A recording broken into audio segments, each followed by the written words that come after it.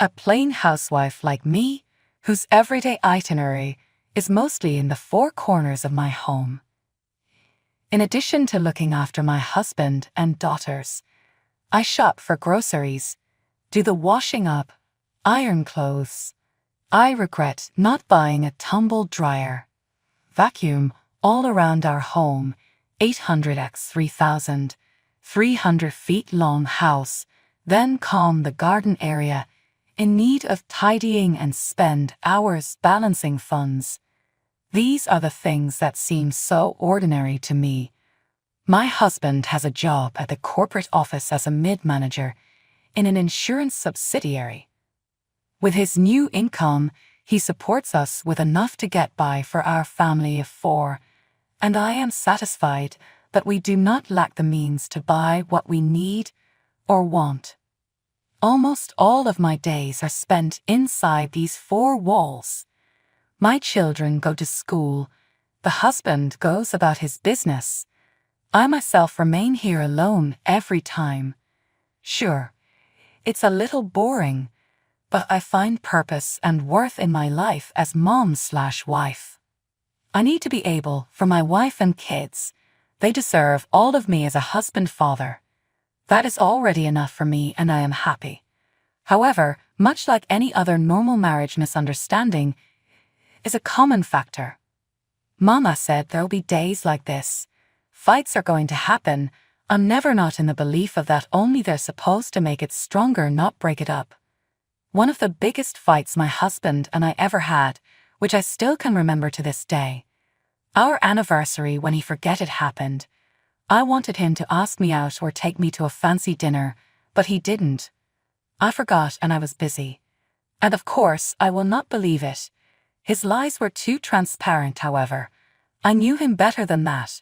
However, the following day his workmate told me he had gone out earlier and even checked into a hotel room. He thought it was so that we could observe our anniversary. It turns out that he didn't. I was skeptical but dismissed it. Maybe that wasn't him at all or his buddy playing a prank on me. I'm being naive here, but this should be better, otherwise we shall fight. He made up for it in some way because after all, he felt bad too. Another night he took me out to dinner and we celebrated a day after our anniversary. He bought me a new phone and a bag. I was really very happy. But for Ethan and I, my faith in the solidity of our marriage always stood. We had lived a life of memories and shared dreams. I mean, I wanted to be naive, but no matter how hard it feels dropping all of that effort in with my past, the changes were there between us and there was catching up due to post-Snoopgate. My husband was cold and distant. He seemed preoccupied, but I could not put my finger on why. In the meanwhile, during one of our dinner times, I remember he couldn't even focus on eating his food or listening to whatever my 12-year-old kept recounting stories about how fun camping was. Dad, are you listening? Thanks, friendly Crocs. This was the 3rd time my son called for his dad, but he would answer while on cell phone texting someone instead, and even managed to smile at one point. Hey honey, Mike is talking to you. I tapped on his arm. He was just lucky to have returned ad minor die gloria. What is it? It is clear, seeing you here being derp hanging on my house, disturb him from what he does, and I rubbed his voice. Daddy, back to camping with me. It was so nice there. My son added the crocodiles are amazing. So, my husband just gave him a wry smile. He simply quipped, "Oh, I bet." So he went to his phone next. What is wrong with him? When I brought it up again with him later that night, and he just said, "It's work, I'm busy. The company has a problem. That is the reason why I just could not pry my eyes off of that phone. It's very important. Jesus Christ, why are you so nosy?" The way he answered me, I was totally taken back. That was the only time he ever yelled at me. He yelled at me. He had never been anything but patient with me. Untrue, and if true, why the hell is he smiling? I always thought it was strange because whenever I hold his phone, he just does the thing where hiding becomes second nature. Years passed, late nights in front of his computer were increasing, and suddenly I would feel it like he was defensive every time when from curiosity, asked what is there for doing online. I feared he might be having an affair. Initially, I shrugged it off as one of the hurdles that accompany relationships with longevity. We had work, we were not far apart, and sometimes under stress our distance increased. After all, the one day stretched into two, and that became a week. Simpers turned to grins. Yet I was still left pretending months but with waning faith. On the odd day, he wouldn't come back. He will not pick up my calls, though technically he could be holding his phone at all times. Plus, he never let his phone out of his sight when we were together. It was small in the beginning, a fractional twist of conduct. And eventually, it got worse, and this time I am sure he is cheating. What was he hiding? Who was he speaking to about me behind my back? Sitting there pondering was taking over, and I began to feel like someone else had a woman behind my back. Just try to ask my friends for some advice or something. And since, to my great surprise, every single one of them responded and confirmed that I should look into this gut thing. So I did. In the night, I would be up scrolling down his phone while he was fast asleep.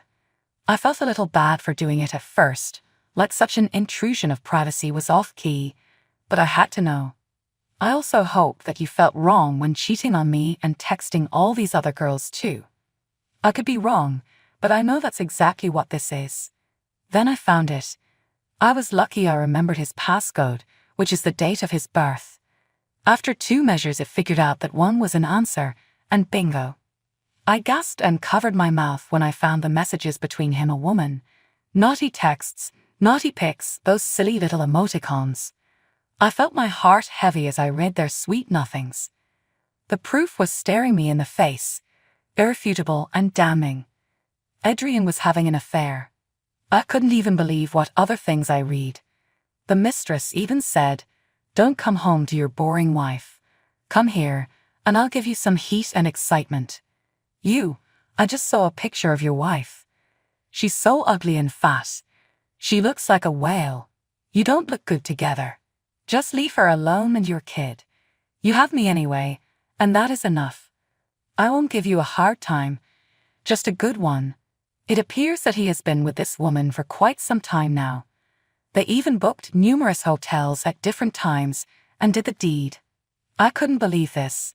I captured the conversation using my phone.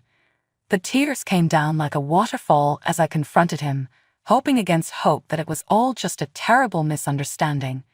I woke him up by shaking him, and he did. "Would you do this to me, Adrian? How could you betray our marriage?" I shouted out of frustration. He just smirked at me and didn't even bother to get out of bed. "Oh please, it's not like you were ever exciting or satisfying enough for me." My eyes widened, shocked by his callous response. I could feel my knees weakening. "I gave you my love, my trust, and this is how you repay me, with insults and indifference. Aren't you even ashamed of yourself? You have a son." He just laughed. "You are so predictable, Celine. I needed someone who could excite me, someone who knows how to have fun." My anger grew while my voice was trembling. "This is not about me, Adrian. This is about your lack of respect and commitment to our marriage. You chose to betray me, to destroy what we had. Oh please, stop with the melodrama. We both know our marriage was dead long before I could find someone better.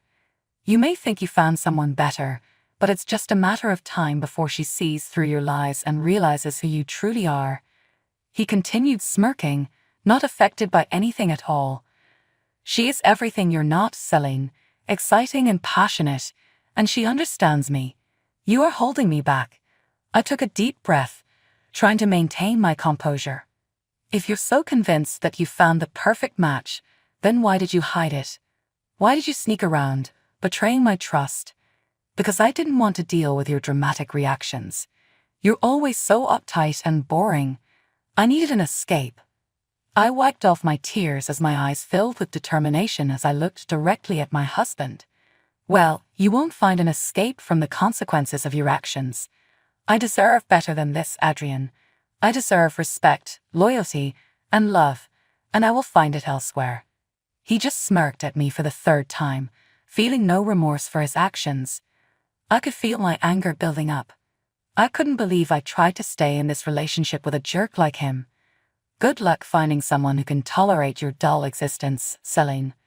I will find happiness again, without you. As you should. Now let's have a divorce. Don't worry, I'll be paying for everything. I just want you out of my life forever.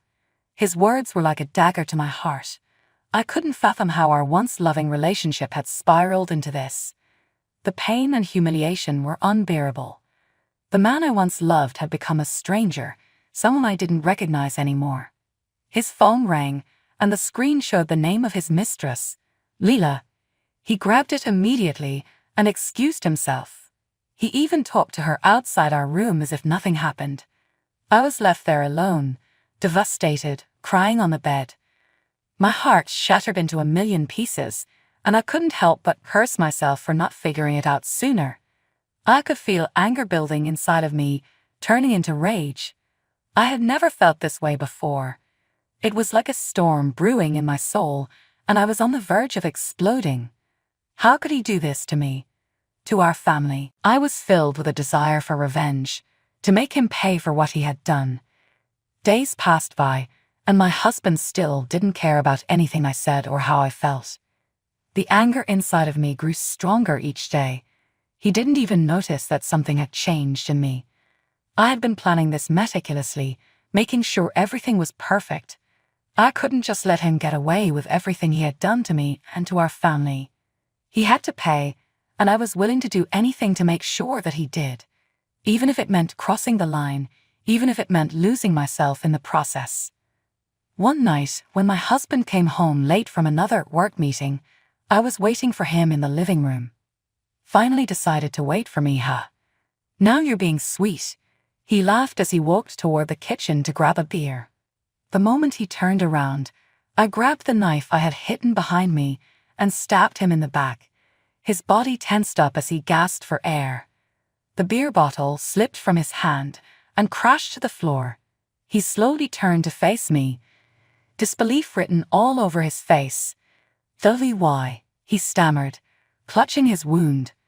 I felt a strange satisfaction seeing the pain in his eyes, the fear. "Because you destroyed me, Adrian. You destroyed our family." He staggered backward, trying to steady himself, but I was relentless. I stabbed him again, this time in the chest. He let out a scream, a guttural sound that echoed through the house. His knees buckled, and he fell to the ground, his hands desperately trying to stop the blood flowing from his wounds. Tears streamed down my face, but they were not tears of sorrow. They were tears of relief. I have finally done it. I have finally gotten my revenge. He looked up at me, his eyes pleading, his voice barely a whisper. I'm sorry. But it was too late. His apology meant nothing to me now. I watched as the life drained out of him, as he took his last breath. And in that moment, I felt a strange sense of peace, a calm that I hadn't felt in a long time. My hands were covered in blood, but I didn't care. I had done what I needed to do. I had taken control of my life again. I was no longer the weak, naive woman I used to be. I was strong. I was powerful. Never would anyone hurt me again. At this moment, reality had begun to penetrate as I sat there watching my lifeless husband. What had I done? I had passed a point of no return. The day where I had truly become just what I never managed to imagine myself being, a killer. It was an oppressive feeling. The weight of my actions were choking me. My fingers were shaking so hard I dropped the knife on my feet, and it made such a loud noise that they even wince. I dropped to my knees, thinking about the implications of what I had done. What would happen to me? My kids, what would happen to them? Me, looks like I just ruined their lives too. My children were asleep in the other room, stirring but unaware of what had taken place. In the morning, they had wake up to find their father dead and mother gone. I hated the idea of leaving them alone, pretending they did not matter. But I had no choice. I had to run. I had to leave and never turn back. I dried my tears on a sleeve, trying to compose myself. I couldn't fall apart now. I had to be brave. For my kids. I stood up, my mind made up. I had to go. My purse and some clothes from home were all I needed. Just like that. For once I did not turn around, did not regret. I chose what I did, and now I had to deal with it. Yet a part of me died the day my husband drew his last breath, when after 10 long days they pulled him off life support. However, I had lost myself, and with that the meaning of all those things which were once near to my heart. But wherever I went henceforth there was no turning back to peace. I would have to live the rest of my life with what I had done. But for now, my only recourse was to walk away, or at least I could keep walking, and moving on hopefully would one day put behind all I have done. I explained it all to my son. I confessed I would stay forever and never betray him. Months went by, through which our breaking up was news in town for everyone. Plus he moved his mistress into the house. The audacity. Maybe if his son was here, they could rent in that house. A product of our joint work and effort, but he will let another girl live there whilst letting own child stay over the shop collecting a small rented flat. He is such a bad person. Also, we are officially divorced as of yesterday, and I am now a whole single woman in this place. I made a decision that my life and the life of my son did not have to be dictated by another failed marriage, so I worked hard as ever to support us. But I finally found out her name, Kathy Rickson. She and my husband only met online, but I have always been so curious about her. And that my husband is an old, middle-aged man. How could she ruin a family? I am aware that this also requires the bad behavior and personality of my husband, but it does not just solo tango. And just like that, my research began, and I took to the internet trying to find something about the other woman. I searched her name on every social media platform in existence. There must be some answers. Found me hint into who she was. Those late nights became hours of scouring social media profiles in search for that one connection that would finally unveil her real name. But there was none. But when I began to dig deeper, there was an account called Catherine Rickson with the exact same profile picture as hers. I followed the account and found myself even pausing longer on looking through more picture every time I would have noticed she posted something all on my newsfeed. Kai and me were standing watching people go by, until I came across an image that made my chest knot up, a man holding hands with her. Picture was worth 1,000 words. It appeared as if they were an item. So I checked who was the man, and yep, you guessed it right, they were married. Anyway, the husband even posted 2 days ago about their anniversary, and Kathy replied back with some sweet message. What the actual is happening? I spied more until I was sure that her husband believed Kathy to be away offshore. Damn, but really she was here all the time just being annoying. My theory was right.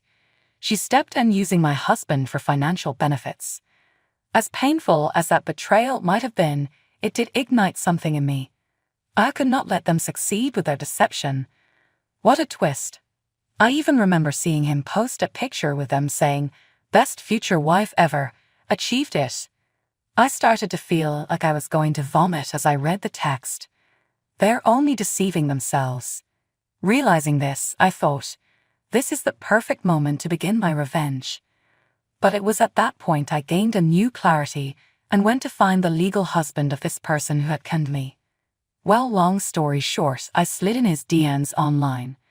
If I am selling, then there is something that you must know. Something about your wife, Catherine. What is it? What have you found out? Your wife, Catherine, is having an affair. She's been with my husband Adrian boy already. They live together and we are getting one. Are you sure? This can't be true. I hope recordings can show their treachery of conversations. She's been using him, Bernadine said to me in the dark. She's simply getting all she can out of his resources and money before moving back home, with her still being married to you. How could she do this? She brayed, screaming that saying tend to and hold cherishing somebody is cherished yourself more ridiculous. How may perhaps she call herself a Christian when steadfastness had violated our pledges? Or then again, would it say it isn't marriage we were discussing organizes in damnation with doubt or frenzy? I have a fair idea of what you must be going through. I have experienced it too, but we mustn't sit by and allow this. Their lies and deceit need to be exposed. You're right. We can't let them destroy us. We must band together and bring them to justice. All the evidence we have and present them to authorities so that they are able to pay for what they did not. I'll do whatever it takes. It's time they stop walking from the pain they have done. They need to realize and understand that they will get their ass whooped. Utwing. All united as one strange bedfellow, or another determined to uncover the truth and find justice. I felt the tension and momentum of plotting our vengeance. My blood pulsed nervously, filled with a combination determination. I got the official news that they were pregnant after all, and there was a literally baby shower happening within months. An apparently innocuous occurrence, the perfect opportunity to contrive their comeuppance. All I could think about during my days was how wrong things felt with my marriage. First there were our sure little clues. A call that went to voicemail, a smile kept us skins. But soon those clues snowballed into the dark belief that my husband, Adrian, was cheating on me. I feel sorry for my son. No one should have to go through it, least of all him. And it was good, and I prayed for him so that somebody will take care of him and always stay, forever not Dad. At that point, I initially dismissed it as paranoia and refused to think the man I had spent my whole life with would do this to me. However, as days turned into weeks, my discomfort increased. My hubby's behavior began to change a bit. With his fake possessiveness about his cell, forever having that mouth on him, or with some fresh new passcode. These I figured were just illusions. But they were true, and here I am hurt, betrayed, lied upon. I did not allow myself to be beaten by my husband, as I knew what me and our son were worth. I made a stand for justice, and now comes vengeance. Rex and I went to the baby shower without being invited. All were in shock that I had shown up, and my husband was equally dumbfounded. The mistress, and now wife, sees her hubby. She has a panic attack.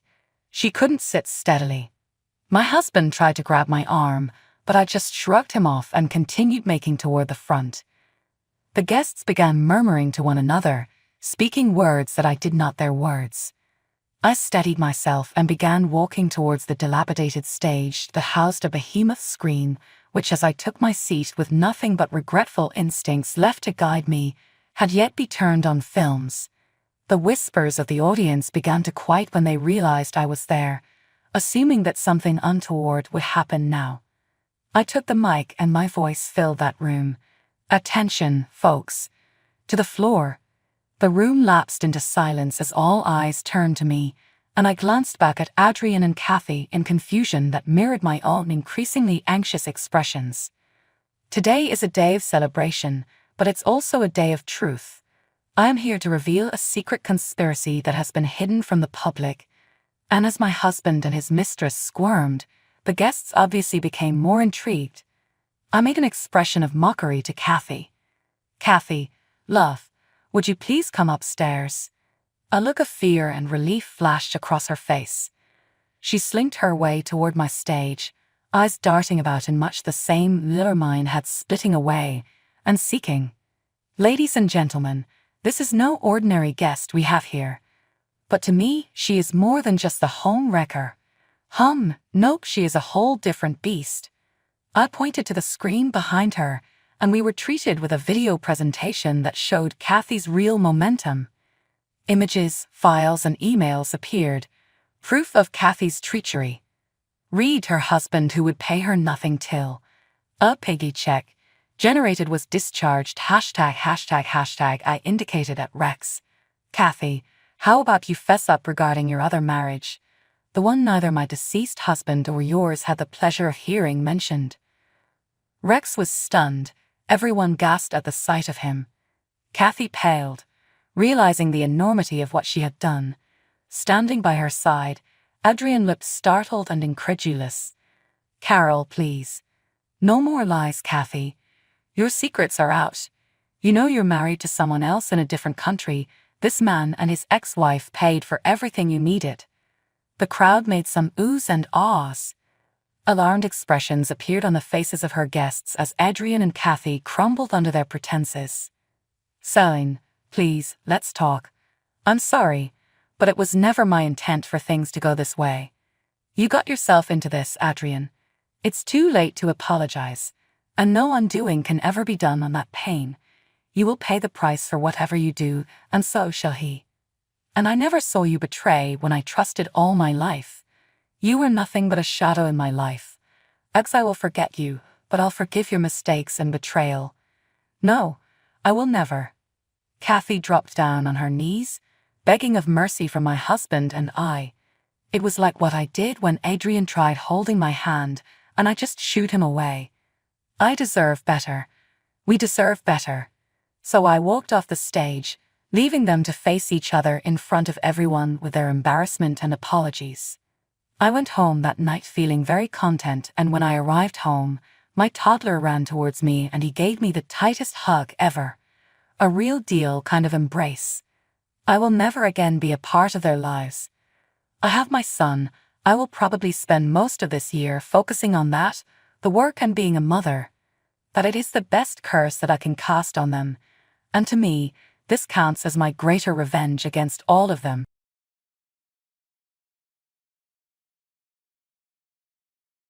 It was my fault. I could barely speak, merely echoing my mother-in-law Uriah's words. That's exactly what I mean. If it weren't for you, none of this would have happened. I do not acknowledge you as Noel's wife. You're not suitable. That's what I mean. Why all of a sudden? Why say such things?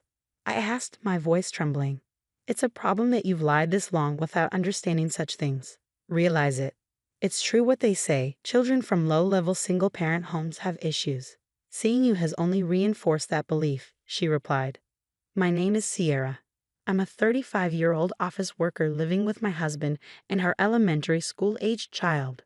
We've been a family of 3 since the beginning of our marriage and lived close to my husband Noel's family home. We maintained a good relationship while keeping a comfortable distance. The turning point in our relationship with my father-in-law and Aria came a few years ago. They always cared for us, and we were grateful, but father-in-law passed away after a long illness. Aria's grief at losing him was painfully evident to me. Considering Noel's commute, we planned to move, but seeing Aria's condition made leaving her alone worrisome. Noel and I discussed it many times and decided to stay put until Aria's situation stabilized. That's when it started. Slowly but surely, Aria began to overstep our personal space. When my father-in-law was alive, Aria never visited our home unnecessarily. She never came unannounced, at least not as far as I knew. But now she suddenly started showing up without any notice. It began as a day or two, but recently she's been at our house half the week. If only she gave prior notice, I could bear it. But entertaining Aria when she's so unpleasant is disheartening, especially since she only brings up unpleasant conversations. Sierra, you're always home late, aren't you? Are you that busy with work? Are you taking proper care of Noel? She would ask. What exactly do you mean by proper care?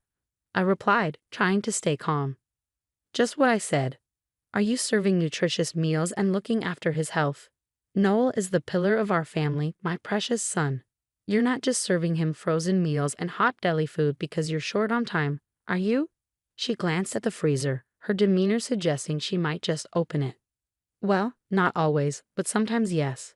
Noel tells me not to overdo it too, I stammered. Really? But just because you discuss it with Noel doesn't mean you can neglect proper meals. It's just laziness. You should be able to manage that, considering Noel's health. What are your thoughts on this? Aria's tone grew harsher with every word. I'm sorry, Aria. I try, but it's hard to find the time, I said, feeling more and more defeated. That's just laziness. I've worked for many years. I understand the difficulties of working women. But despite that, I've overcome and provided healthy meals and maintained our household for my husband and Noel. From my experience, not having time is just an excuse. Stop making excuses, Sierra. Show some responsibility as a homemaker in charge of your family's health. I can't rest easy otherwise, she lectured. Aria, a longtime middle school teacher, always judged everything by her standards without considering others. Since a minor incident in middle school due to my family background, I've had a poor impression of teachers, including Aria. I understand she cares about our family in her way, which is why I can't say anything and just listen during her lectures. But maybe my attitude seemed unreliable as Aria's behavior gradually changed. Before, she used to come unannounced to lecture or make snide remarks, but lately she started bringing homemade meals, always in such large quantities that our family couldn't finish them in one go, mostly Noel's favorites. At first, I thanked her for her efforts. Encouraged by this, Aria began bringing food daily. Sierra, I understand you're busy, but can't you come home earlier? The meals I prepare get cold because I can't get them inside. I want Noel to eat them while they're hot, she said. I'm sorry. I do want to come home early, but it's just a busy period at work right now, I explained. But you say that, yet isn't it just that you're not good at your job? I heard on TV recently that people who are good at their jobs manage to leave on time. On the contrary, those who aren't good stay late and work overtime.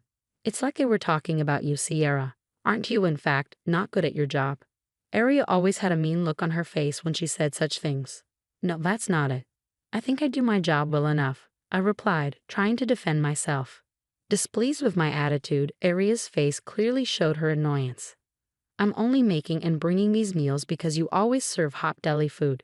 Don't you understand that if you come home late because of work, it's all for nothing? Don't you feel even a bit sorry for receiving all these meals I've made? She spoke as if expecting gratitude was a given. I never asked her to cook for us, neither did Noel. Of course, I thanked her and accepted the meals. But it was all Aria imposing her goodwill. To me, it was a nuisance, albeit one I was grateful for.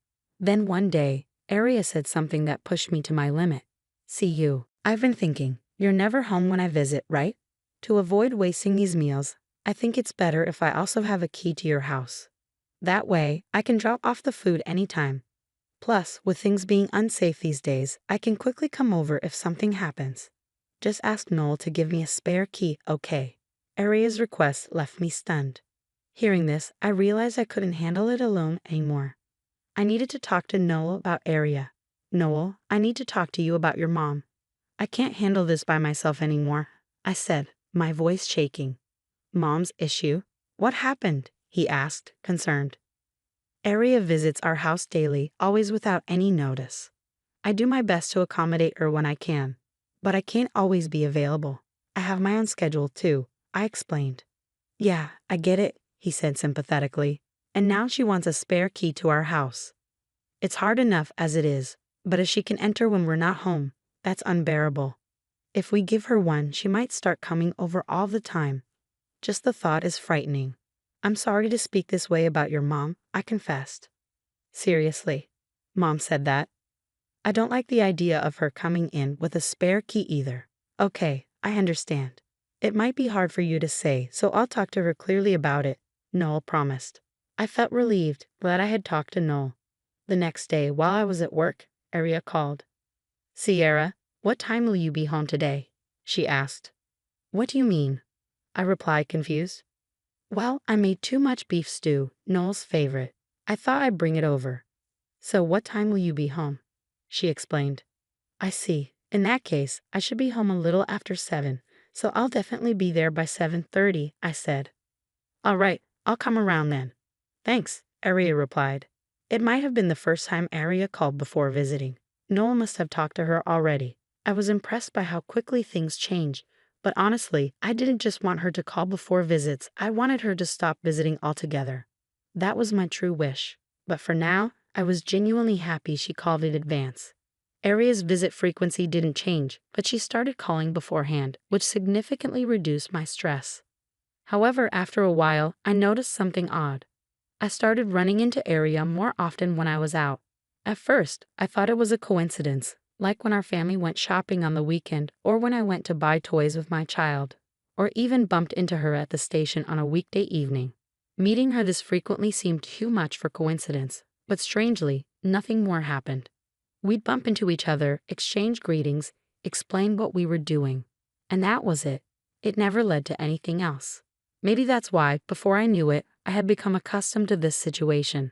One holiday, while this was going on, we decided to clean the house before the delivery of a sofa set Noel had wanted for a while. We planned to place it in the living room, so that was our primary focus for cleaning.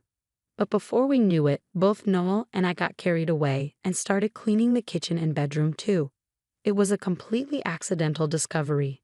In a corner of the bedroom, there was an inconspicuous outlet that seemed unlikely to ever be used. Only a double outlet adapter was plugged in there. I didn't remember buying it, nor placing it there. Noel didn't recall it either. Both of us felt something was off. Without saying a word to each other, we started checking all the outlets in the house. We found one mysterious outlet adapter each in the kitchen and living room, and another in the bedroom, making 3 in total. By then we had a feeling about what it might be, but we were too scared to put it into words. It's like those things you see on TV sometimes, isn't it? Who would do this and why? I said, breaking the silence. Where's the banking card? Noel suddenly asked, startling me. What? What do you mean? I was confused, not understanding what Noel meant. Noel, noticing my confusion, asked slowly and clearly, is our banking card here? Has it gone missing? Noel seemed to have his own thoughts on the matter and quickly checked. After confirming the banking card was safe, Noel put his finger to his lips and quietly moved us to the living room. We might be bugged, so it's better not to talk about it there. We should be safe here. It's far enough, he said to reassure me. Should we call the police in this situation? I asked, starting to panic. Noel stopped me. It's good to report to the police, but let's wait.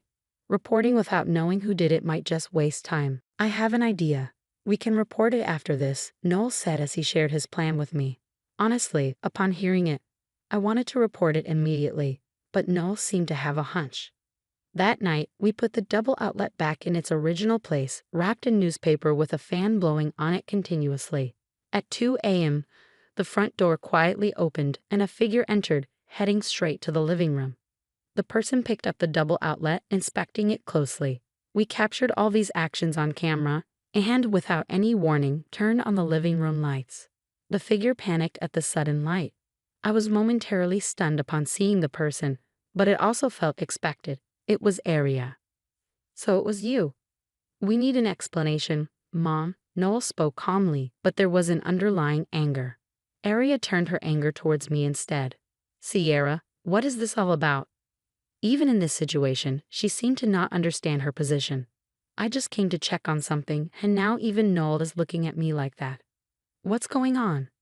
Don't play dumb. What were you checking by sneaking into our house in the middle of the night? Noel demanded. What does it matter? More importantly, why are you two so angry with me? Aria deflected. You still don't get it. This was all my husband's idea. We're the ones asking for an explanation, not you, I said, trying to stay calm. Aria, if you have something to say, answer our questions first, Noel insisted. Sierra's right. If you're going to play dumb, we'll call the police. Understand? Noel's voice was cold, and Aria's attitude shifted as if she realized there was no other way. Reporting to the police? That's an overreaction. We're family. There's no need for such formalities. This is all a misunderstanding, so let's not make a big deal out of it, Aria pleaded. A misunderstanding? Then you better explain yourself clearly to clear it up, unless we're not convinced. Still claiming it's a misunderstanding at this point, there must be a good reason for it, right, Mom? Noel pressed. Well, it's just, loneliness. I was lonely, so I did it, Aria admitted. Lonely? So you were bugging us, and you expect us to accept that? I said, incredulous. All this time, Aria's unannounced visits and frequent encounters when we were out were because she had been eavesdropping and monitoring our movements. Unaware of this, I struggled with the invasion of my personal space by Aria and even blamed myself, thinking I had a problem for not being able to handle it well. I had pushed myself almost to my limit, but it was all because Aria had been eavesdropping. I felt a mix of relief that it wasn't my fault and anger towards Aria's actions, which made my tone and attitude towards her naturally harsher. Do you really think that reason is enough for us to be satisfied? What you're doing, Aria, is absolutely inexcusable. Don't you understand that? I demanded. Sierra's right, Mom. We can't accept that reason, and we can't forgive what you've been doing. I hate to say it, but what you're doing is wrong. If things continue like this, we can't have a relationship like before, Noel said firmly. Wait, Noel, I'm your parent. How can you say such terrible things to your own mother? You weren't like this before, were you? Aria's face was like that of a forlorn stray cat seeking pity. But Noel was even colder and more distant. Who's causing this, Mom? You won't admit your own actions, and your reasons are selfish. It's obviously wrong. Enough is enough. We're leaving here. Of course we won't tell you where we're moving. Noel, why? Aria pleaded. Aria, please stop. You've betrayed your own son. Don't you understand how he feels? I added, hoping to make her see reason. It seemed the words from her son deeply shocked Aria. She was visibly shaken and blustered. All I wanted was to hear an apology from Aria for her to admit her wrongdoing and then discuss what to do next. But as soon as I spoke, she glared at me with intense hostility. Quiet, you've been saying whatever you want. It's all because of you that I did this. If you hadn't been here, I wouldn't have had to do any of this. If only you hadn't married Noel. I couldn't comprehend the sudden outburst from Aria. My fault? My fault? I managed to speak, only echoing Aria's words. That's exactly what I mean.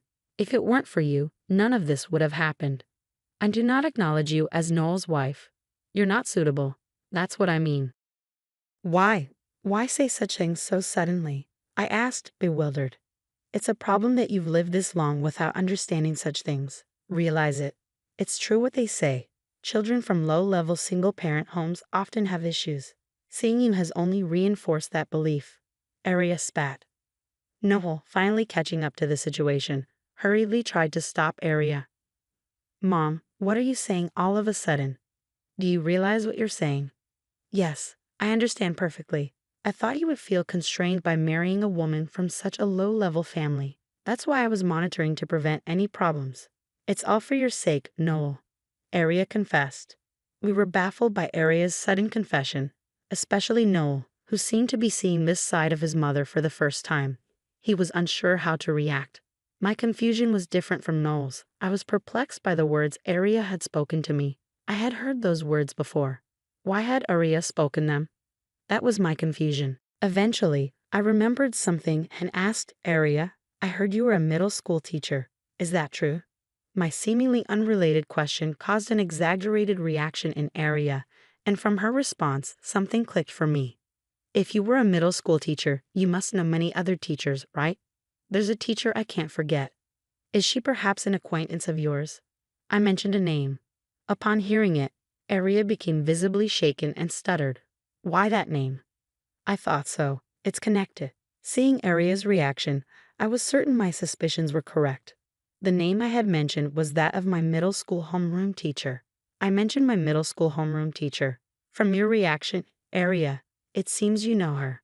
Actually, I was treated terribly by that teacher and got into some trouble. It seems like you've heard about it, haven't you? The trouble with my former teacher was related to my family background. My parents divorced when I was in elementary school, and I was taken in by my mom.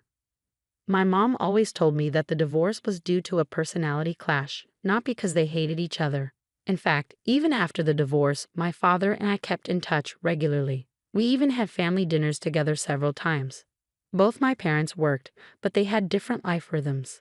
There were many mismatches, so they decided it was better to live separately for both of their sakes. Even though they were divorced, I didn't really feel like they were. However, my former homeroom teacher didn't see it that way. She labeled me as a problem child because I came from a single-parent family. Children from low-level single-parent homes are often problematic. I was told directly. No matter how much I tried to explain, she wouldn't listen. To make things worse, she had a troublesome way of managing the class. She believed in uniting the class by targeting one student. By making one student the scapegoat, the rest of the class would come together. She believed in this method, and I became the target. The reason was simple. I was raised in a single-parent family. Perhaps she thought it was okay to do anything to a problematic child like me. Of course, I couldn't accept such reasoning and resisted desperately. Because one of the reasons was my parents' divorce, I couldn't tell them about the treatment I received from the teacher. Resisting as a middle schooler wasn't easy. When I was cornered beyond my capacity, I finally opened up to my parents. I told them how the teacher was treating me. Fortunately, my parents acted quickly upon hearing my story. There was an immediate discussion with my parents and the teacher, and the issue was resolved. The teacher resigned as the class homeroom teacher and left the school unexpectedly in the middle of the year. The issue was resolved quickly after I confided in my parents, but I still remember it vividly. It was that significant of an event. That's why I reacted to Aria's words.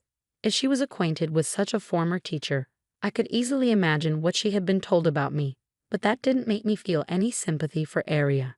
I understood too well what she thought of me. It seems, Aria, you didn't hear the whole story from your acquaintance. If you had, you wouldn't have done such a thing. The whole story. What are you talking about? Aria asked. Yes, I was raised in a single-parent home with my mom. But you might not know that I was frequently in contact with my father. Indeed, my parents divorced due to personality differences, but there was another reason. Their work. And by the way, my father is a lawyer. Maybe I'm telling you this for the first time, but I am a lawyer's daughter. Knowing that someone related to legal expertise is involved, you can understand what your actions mean, right? What? No, that's a lie. Who would believe that? Aria exclaimed. My former teacher reacted the same way when I told her. You two are quite similar. I didn't hear anything. I haven't heard such a story, Aria insisted. No, of course, no one shares inconvenient truths with others. It's natural. Aria's attitude changed completely from her earlier confidence. No one could imagine being bugged by someone whose relative is a lawyer. It's obvious how dangerous that would be for oneself. If I tell my father about what you did, you understand what might happen, right? It could become a bigger issue than you think. Stop, please.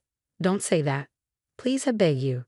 Don't tell anyone about this. Please, I beg you, Aria pleaded. If that's the case, then answer our questions. Okay, yes, I'll answer. Please, I beg of you.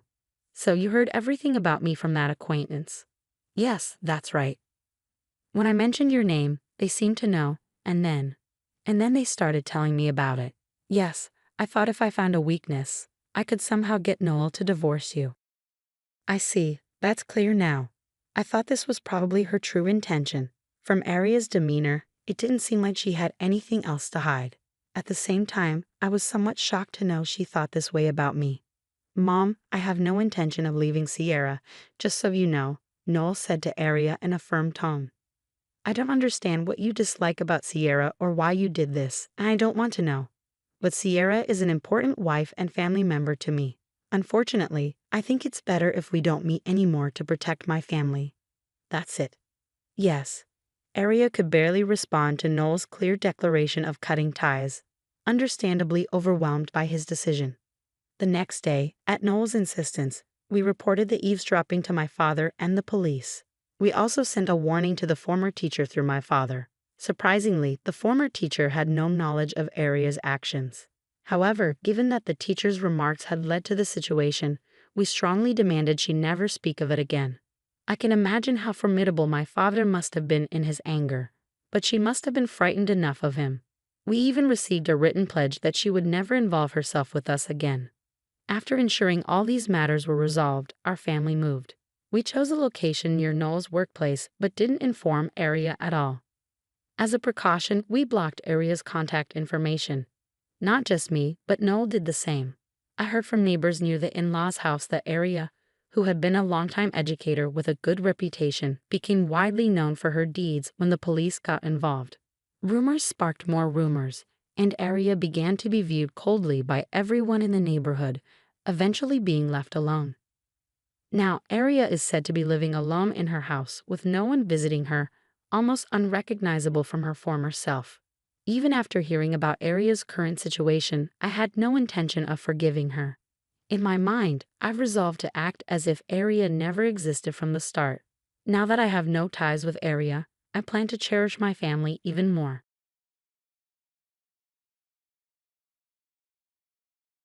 My name is Tom, and I'm a 35-year-old man with a happy life now. But my past was filled with drama, and I want to share that story.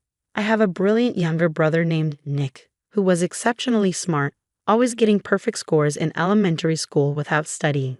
Our parents had high hopes that he would get into one of the prestigious private middle schools in the state. On the other hand, no matter how hard I studied, I always scored below average and couldn't improve my grades, especially in math where I consistently scored around 50. People often compared us harshly. They would say, "Oh, Nick is so smart. Why is your brother so dumb?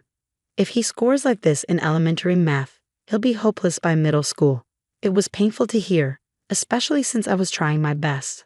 I remember being proud of scoring 70 in social studies, but my mother dismissed it, saying, "How can you say you did well with scores like this? Stop being stupid. If you were trying, you'd definitely get a perfect score. Maybe you should take a lesson from Nick." My brother mocked me too, saying, "You're getting scolded. You're really dumb, bro. Even I can solve these problems. Are you really in 6th grade? Maybe you should start over from 1st grade." My mother was always angry when she saw my test results. I dreaded showing her my papers, but if I didn't, she'd get furious. I resented Nick for his constant mocking and the way our parents spoiled him. He didn't respect me at all and only thought about making fun of me. To me, he wasn't cute at all, and I wished he would disappear. It often felt like I was the one who wasn't needed in our house. Both my mom and dad would say things like it would be better if I wasn't around, which deeply hurt me as a child. When I went to middle school, the studies were hard, but I made some good friends, which brought me some contentment. I particularly grew close to a classmate named Jake. His family lived modestly, and his mom loved him dearly. I envied the warmth in their home. Jake's mom always offered me snacks when I visited, and she treated everyone equally with a smile.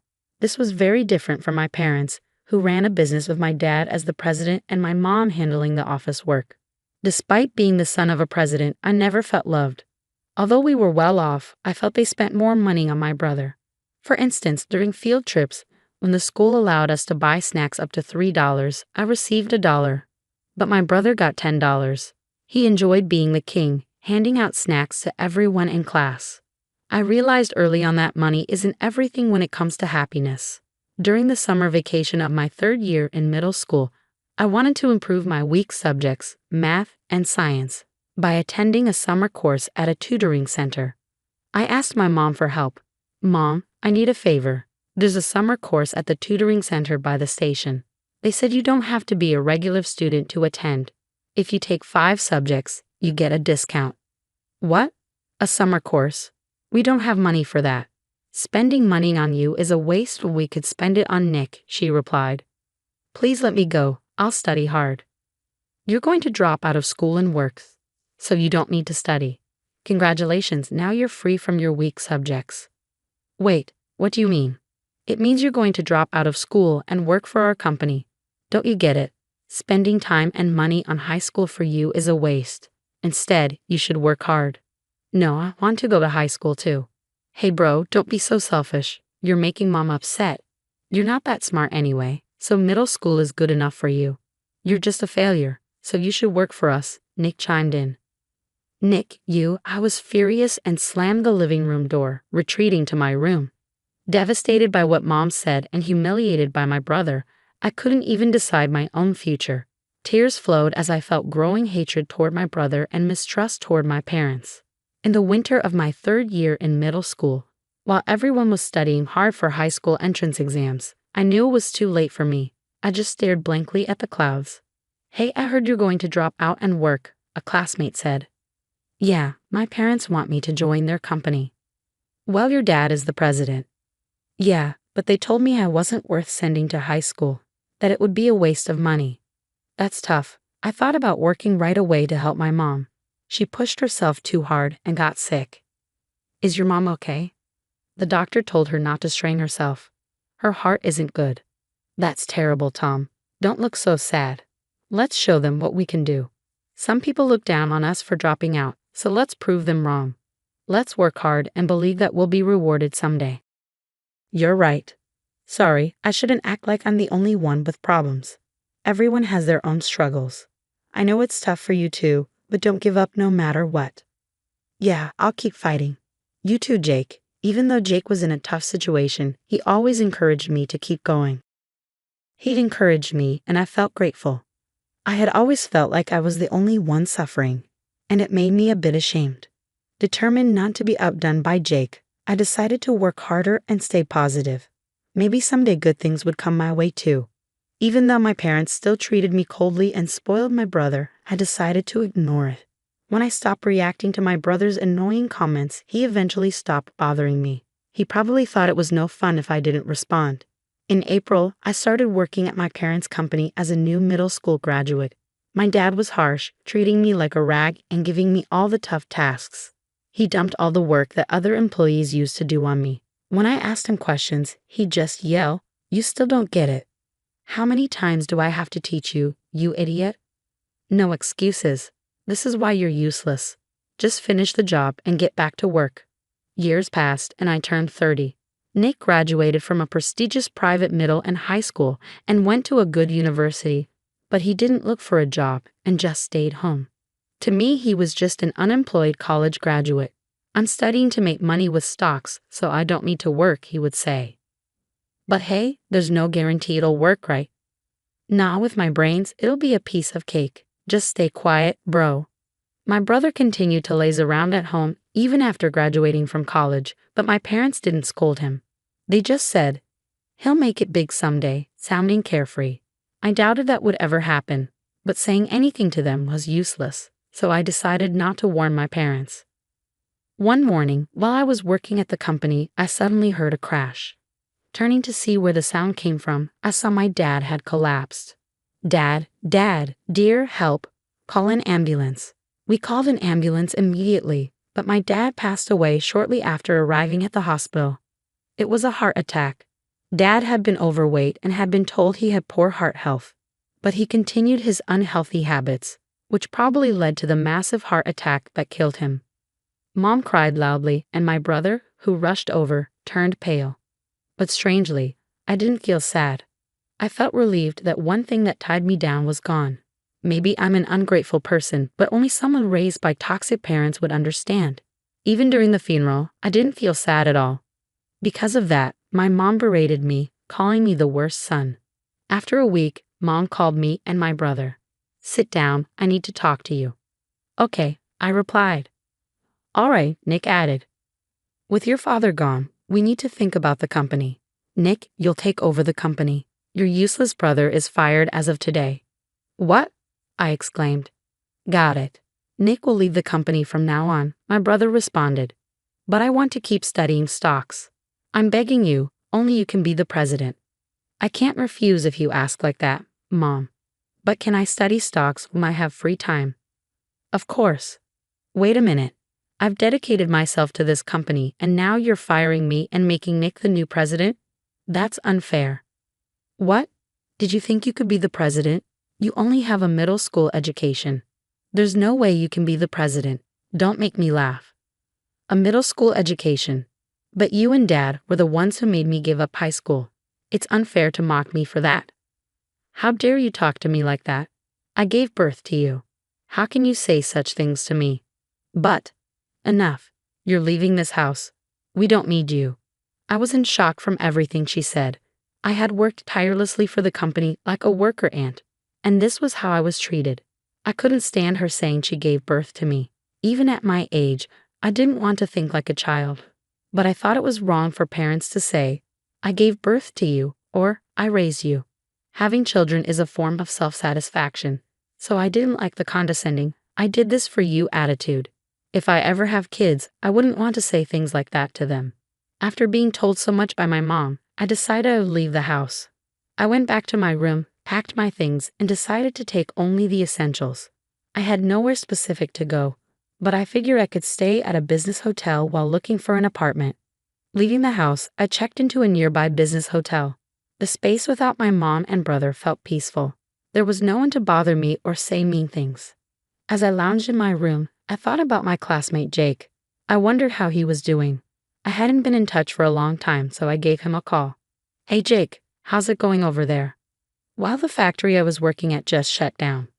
"What?" "Actually, my dad passed away, and I got kicked out of the company afterward." "Wait, your dad died?" "Yeah, but strangely, I didn't feel sad.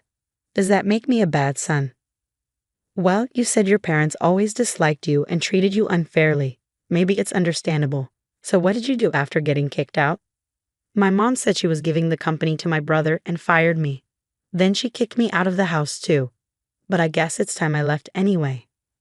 "I see. Hey, why don't we start something together?" "Huh? Let's build something from scratch, our own company." "But can we really do that?" "Yeah, let's do it." So I called Jake to a cafe. We talked about many things there. Jake said that if our company made a big profit, it would really help him out. His mom still wasn't in good health, so he needed to work to support her. Fortunately, I had a decent amount of money saved, so we made plans. First, we secured a place to live. We consulted a lawyer Jake knew and got everything in order. We worked quickly, and soon our company was established. Our company was right across the street from my family's company with a big flashy sign. My mom and brother were shocked to see me entering and exiting the building. "Are you the one renting this place?" "Yeah, that's right. But isn't the rent here really high?" "We have raised enough funds so we can afford it." "How did you get the money?" "From YouTube. I posted stories about toxic parents and they got a lot of views." "Wait, are you talking about me?" "Maybe. This huge sign and this place were featured in an interview before the industry." "Yeah, it's a comics publishing company." "I knew it. I'm not good at writing or drawing, but I'm confident in coming up with ideas. I always loved comics as a kid and wanted to be a comics artist, but my drawing skills were terrible. Then I thought about becoming a novelist, but I didn't have a knack for writing either. No matter how hard I tried, my writing was at an elementary school level, but I was good at coming up with ideas. I was always the one coming up with ideas for drama class. I wanted to pursue a creative career and go to an art school, but I had to drop out of middle school and gave up. But I realized that an academic background doesn't matter. My favorite YouTuber, who does illustrations, also dropped out of middle school, so I knew it was possible even without a diploma. However, I didn't want to become a YouTuber myself, so I posted scandalous content just to raise funds, and it got some traction. There were troll comments and condescending remarks, but I thought they must have a lot of free time. Thanks for watching. I kept posting. With the funds I earned, I started a comics publishing company. Even though my company was a comics publisher, it was different from boys or girls comics.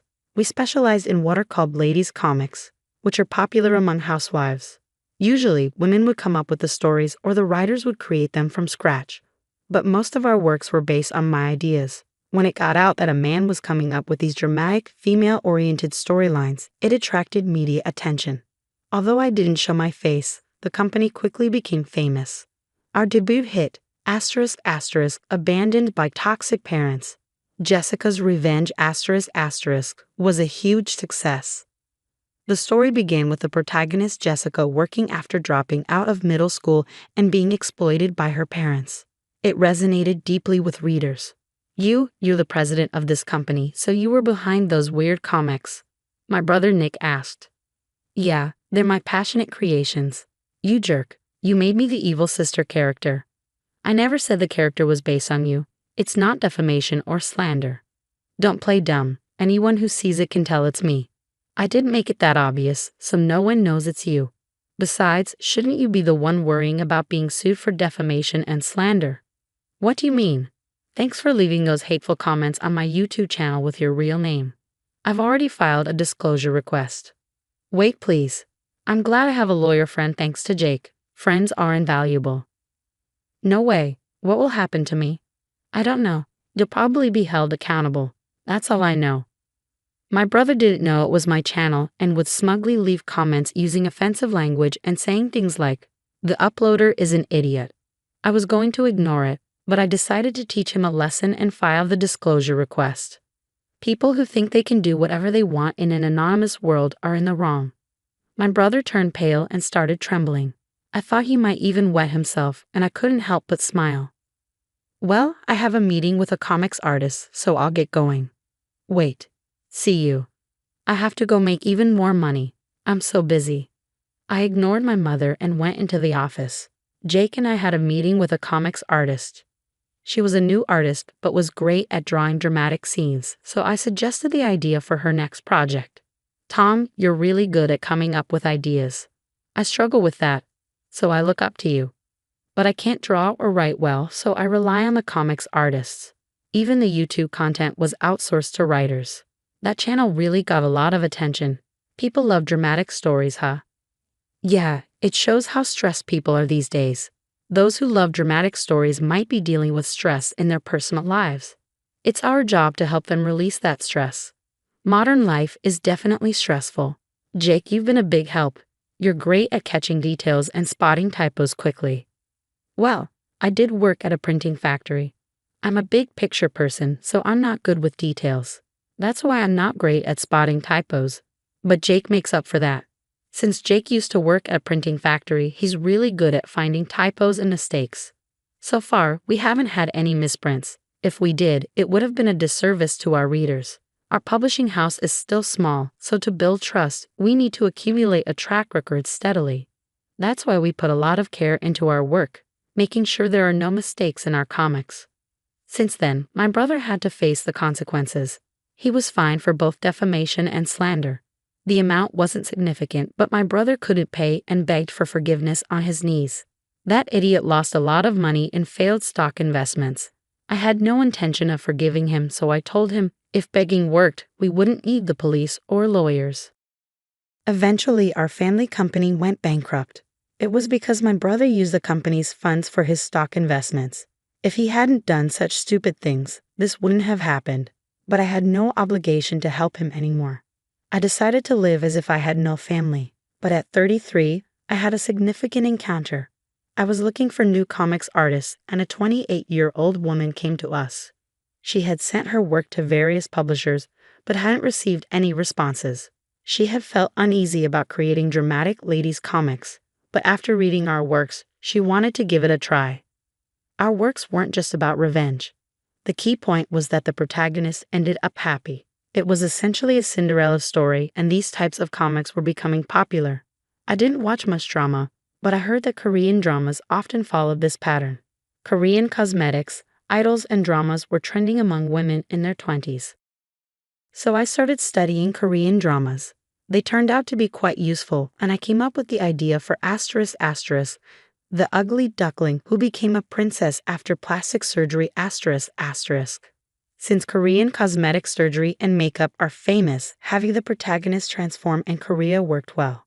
Yeah, I thought it would be interesting if everyone treated her differently when she returned to the States. I want a scene where everyone turns to look at her, I explained to Emily, the artist. I see she becomes so beautiful that people do a double take. At the beginning, she should be portrayed as terribly ugly to the point of being pitiable. But her personality is kind and good-hearted, Emily suggested. Understood. The bullies should be average-looking, not ugly, but not particularly pretty either.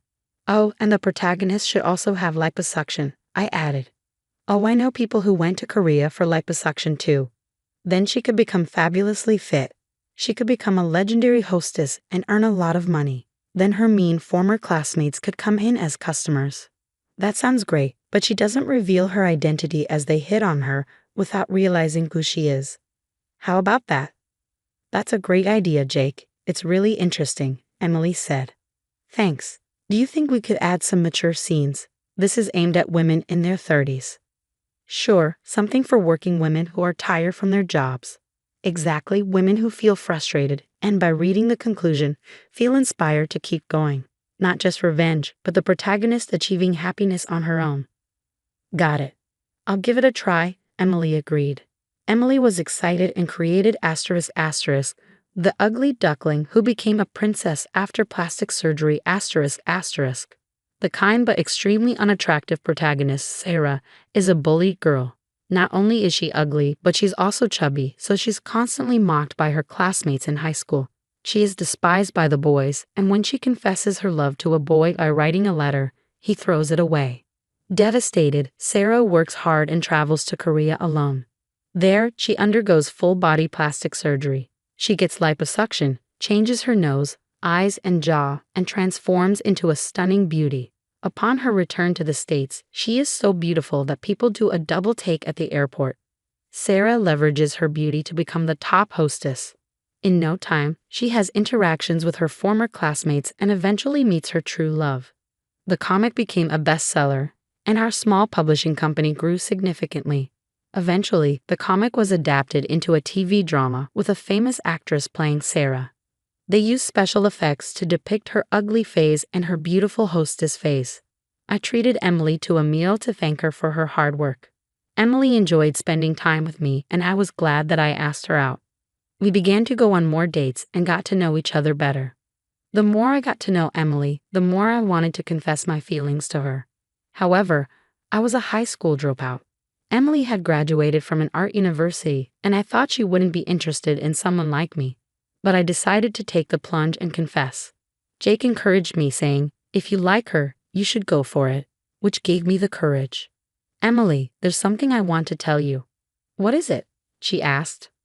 I want you to seriously consider our future together." "Are you saying that you were thinking about marriage?" "Yes, I'm a middle school dropout without much education, but I want to be with you from now on. I can't lie to myself anymore.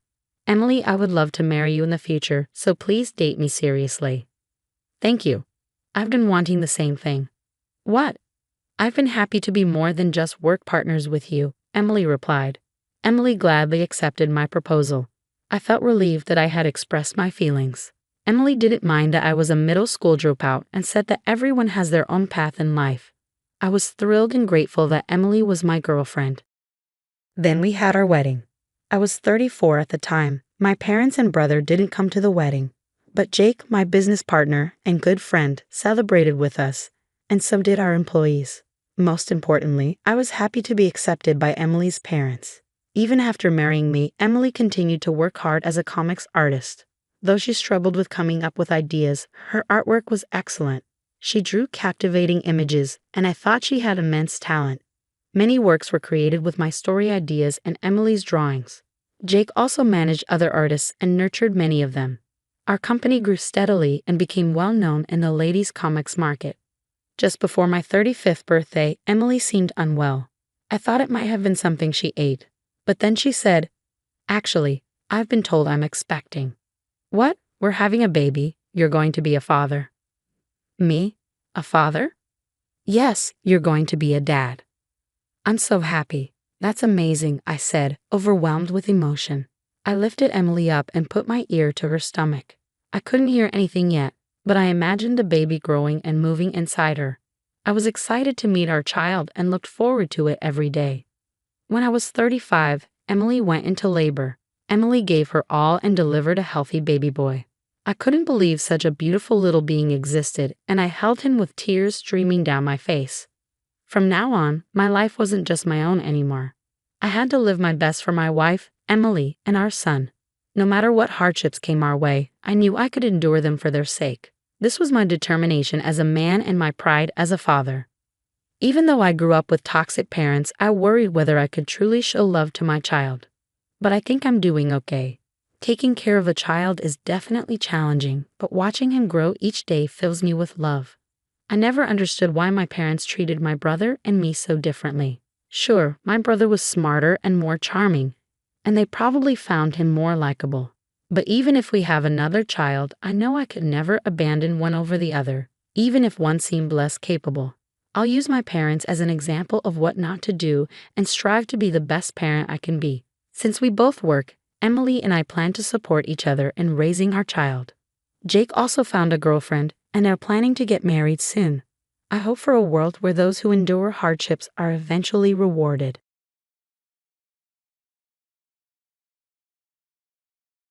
I heard a splat and turned towards the sound. There, sticking to my mom's cheek as she sat across from me, was a smashed dumpling. She wiped her face with a napkin, trying to appear unfazed, but her expression was filled with disgust. "You're Sarah Murphy, handling foreign currency deposits at the New York bank, aren't you?" "Yes, that's me." "You don't seem to have dementia. You keep up with part-time work, right?" "I'll remember you well until tomorrow," my mom said, then quietly stood up and walked away briskly ahead of me. My name is Jessica Jones, a 29-year-old office worker. Since graduating from college, I dedicated myself to my job and didn't date much. But a few months ago, I got a boyfriend named Charlie who was the same age as me. He was introduced to me by a colleague. Although he had a steady job as a banker, he was nice, gentle, and polite to everyone, which made me feel comfortable with him. I secretly thought to myself that I would like to marry someone like him, but I felt it was too early to introduce him to my mom. "I'm Charlie. I've been dating Jessica for 3 months now. Nice to meet you." "Thank you for your polite greeting. You are a good man, too good for my daughter." My mom smiled as she watched Charlie's polite greeting and his trembling hands presenting a gift. "Jessica is really kind and hardworking. I'm the one who's undeserving." "Is that so?" "She used to be such a klutz, a tomboy with short hair when she was little. Oh, right. Would you like to see her album? Really? I would love to see it. Wait a moment, Mom. My mom welcomed Charlie, and the three of us had a delightful dinner that day. After that, Charlie and I often visited my mom's house together. My dad passed away when I was a little girl, and my mom raised me as a single parent. Your happiness is my happiness, Jessica. Thank you for introducing Charlie to me, she would say, genuinely happy for my well-being. Seeing her happy face made me happy too. However, taking Charlie to see my mom too often made me worry that it might seem like I was pressuring him into marriage. I was considering marriage with Charlie, but I wasn't sure how he felt about it.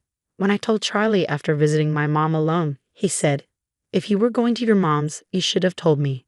I was worried about her since she was feeling a bit under the weather last time, and I wanted to see her face. Plus, I wanted to talk about the movie she recommended. It turned out Charlie and my mom were getting along better than I thought. Given my mom's calm and gentle nature, they probably just clicked well. With work going smoothly and good relationships with my lover and family, I began to wonder if my life was going too well. 6 months into our relationship, Charlie said, "Jessica, for Mother's Day next month, shall we go out to eat? Just the three of us? There's a place I want to take you both. If you have plans just for the family, we can go another time." Really? I love the idea, Charlie. Mom will be thrilled for sure. So we decided to go out for dinner on Mother's Day. I thought about inviting my sister, but she was married and had little children, so we settled on just the three of us. Oh, I recognize this place. I love the Chinese food here. Really? You knew about this restaurant? Sure, I used to come here often. But Charlie, you really know your stuff, finding a place I like. Charlie blushed with the compliment. Having never been to this restaurant, I followed Charlie and my mom's lead. The restaurant was adorned with chandeliers and large lanterns, showcasing luxurious decorations. A waiter stood tall next to a large swivel table. I understood that this was a high-end Chinese restaurant. "Then please bring us the special course I ordered," Charlie said calmly to the waiter, watched by my mom with a beaming smile. I was probably the only one feeling nervous in this situation. As we were tucking into the dishes being laid out one after another, the aroma of dumplings filled the air. Then, from behind me, a high-pitched woman's voice rang out, "Right. What are you doing here? You are Sarah." Charlie's face turned pale in an instant. I turned around to see a smirking woman standing with her arms crossed. "So you left our bank and had the nerve to come here? You must have settled for a small regional bank, huh? Can you even afford this?" Charlie stopped his chopsticks and looked down slightly. "That's none of your concern, Sarah. Besides, we are in the middle of a precious dinner, so please stop." Charlie's voice trembled slightly. "My apologies for interrupting your precious dinner," Sarah said, scrutinizing my mom and me with a lingering look. I met her gaze. "Excuse me, may I ask who you are?" Sarah laughed again. "I'm Sarah Murphy, a former supervisor of Charlie at New York Bank." Sarah seemed to take pride in her association with her workplace. "Oh, New York Bank, as in the major one." My mom looked at Sarah with surprise, which was understandable since New York Bank is one of the biggest banks. Working there implied a high level of prestige. As we were struck dumb, Sarah let out a derisive laugh. "Look at you, amazed just because I work at New York Bank. How low have you fallen to dine with such a poor family?" When Sarah said that, Charlie, who usually spoke slowly, spoke louder. "How can you say such things to my loved ones? You should take back your words." Sarah continued to snicker even as Charlie grew angry. I tried to calm Charlie down for the moment. It was the first time I heard of Charlie working at New York Bank, but I knew he had changed jobs due to harassment from a superior at his previous bank. He had been pursued by a married woman who was his mentor at the bank where he first worked. When Charlie firmly rejected her advances, she started to blame him for her mistakes and even deliberately lost documents he was responsible for, subjecting him to severe bullying. Eventually, Charlie couldn't endure the harassment and resigned. This was the woman who was Charlie's new employee mentor. "So, you're the one who drove Charlie to resign?" "What are you talking about? I just honestly reported to the boss that Charlie couldn't do his job. I was merely fulfilling my duties as a mentor for dropouts," Sarah said with a smirk. "You were just his new employee mentor, but you were very close to him," I replied. My words made Sarah pause momentarily. She seemed to realize that Charlie had told me everything. Then she blinked and furrowed her brow. Who are you talking to? I'm a different class of person from you people. How are we different in class? We are entirely different. An elite like me working in the foreign currency deposit department of a major bank, a man who has dropped out of the elite and works hard all his life for little pay, a woman working for some dirty small to medium enterprise, and an old hag who works part-time. I'm not someone you can casually chat with. Sarah's harsh words naturally made my jaw clench and my teeth grind. She looked at us and laughed heartily. I feel sick sharing a meal in the same place as you. I'll forgive Charlie for old time's sake, but can this low-class family leave now? I was at my breaking point and almost slammed my napkin on the table, but my mom stopped me. We will leave once we finish our meal. Please go back to your seat without minding us. Your food will get cold. Looking at her table, there was only one set of dishes laid out. My mom's words implied, eat alone and be miserable. Considering the conversation over, we turned back to our table and picked up our chopsticks again. Then out of the corner of my eye, I saw a shadow hastily reaching for a plate. You guys are a burden on society. The next moment, I heard a splat. Turning towards the sound, I saw a smashed dumpling sticking to my mom's cheek. Old hags and poor folks should stay away. Hey, how terrible. How could you do that? Are you okay, Mom? I'm so sorry, Charlie said. He was about to call the restaurant staff when my mom stopped him. It's not right to throw food, especially something so hot. While she wiped her face with a napkin, trying to remain calm, her expression was full of disgust. Sarah laughed loudly at this sight. Let's just leave. This meal is ruined anyway. You're Sarah Murphy from New York Bank, handling foreign currency deposits, right? That's correct. It seems you don't have to worry about dementia yet. Keep up with your part-time work. My mom said this with a forced smile. Sure, I will remember you well until tomorrow. After saying that, my mom silently stood up and walked away briskly. Her cheek was red, so we decided to stop by a doctor for treatment on our way home. Charlie apologized many times for the day's events, but my mom, with a smile, said, It's not your fault, Charlie. No need to apologize anymore. And she forgave him generously. I was curious about my mom's words, but their meaning became clear the next day. While I was at work, taking my lunch break, I received a call from Charlie. He usually didn't call during the day, so thinking something must have happened, I quickly answered. Charlie's voice was trembling. Who the hell is your mom? What are you talking about? I received a strange call this morning. The content was bizarre, but it seems my seniors already know about it. Charlie was panicking, his thoughts jumbled as he spoke. Unable to understand what Charlie was trying to say in his panic, I decided to listen to his story after work. We decided that if it involved my mom, we would talk to her as well. So we headed to my mom's house. Hi Jessica, Charlie, what is it? Craving my baked potato again. Baked potato. I love those, but no, that's not why we're here. Was it you who called my bank expressing interest in doing business? Really? Is that true, Mom? While tying her apron, my mom smiled mischievously. That's right. I'd like to do business with your bank from now on, my dear banker. Charlie looked utterly flabbergasted. Charlie, what business? As I asked, Charlie took a deep breath, trying to calm himself. Then the doorbell rang. Just in time. Come on, you two, join us. What? When my mom opened the door, a tall man followed by a smaller, hunched-over Sarah stood there. Why is the president of New York Bank here? The man sweating and offering a luxurious gift appeared to be the president of New York Bank. We are here because of the sudden account closure. What has happened? I have decided never to do business with your bank again. My mom stated with an unusually sharp tone, uncharacteristic of her usual gentle demeanor. The president was in a panic, his shirt collar soaked with sweat. My eyes met Sarah's, but she quickly turned away. Please let us know if there is anything we can do. However, we earnestly request you to reconsider the cancellation of the $150 million deposit. So the phone call I received this morning wasn't a lie, Charlie murmured, eyes widening in realization. You were the ones who refused, right? Sarah Murphy, you said our classes as people are different, that you feel sick being in the same space as someone lower class like me. Then you wouldn't want to hold on to my money either. That's not what I meant. Sarah struggled for words, her eyes darting around. The bank president turned sharply towards her. Did you say that? Do you not know who this woman is? She is Carol Jones, one of the top 3 investors in the USA. A legendary figure indeed. My mom was a well-known legendary investor with a net worth of several billions of dollars. She had entrusted $150 million for management to New York Bank.